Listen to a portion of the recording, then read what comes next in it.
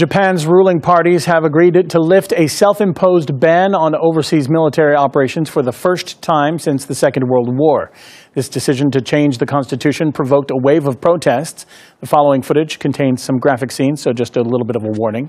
One outraged man even went so far as to set himself on fire. He's currently in the hospital.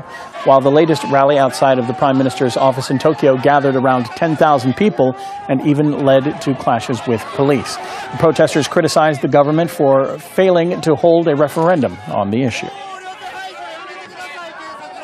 Now, that change may affect the balance of power in the region, as Japan could now help its allies fighting overseas. At the same time, the U.S. is deploying more troops to the area. Washington now has 80,000 plus military personnel at more than 40 bases across the Asia-Pacific region.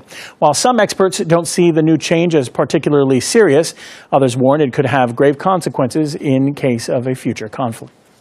It wasn't a constitutional revision that took place today. It was just a simple reinterpretation of the Constitution. So the pacifist Constitution is still intact. It is more to do with the United States. The United States goes all over the world, Middle East and other places, and they want Japan to play a bigger role. This move by the Japanese Prime Minister to essentially change the Constitution by fiat. We have two very powerful countries, China and Japan, and Japan has a military alliance with the United States.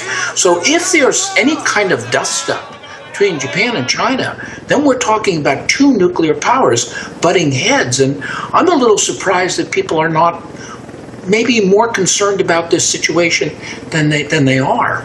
They have to have 2/3 majority from both houses, and then it will become a referendum for the people.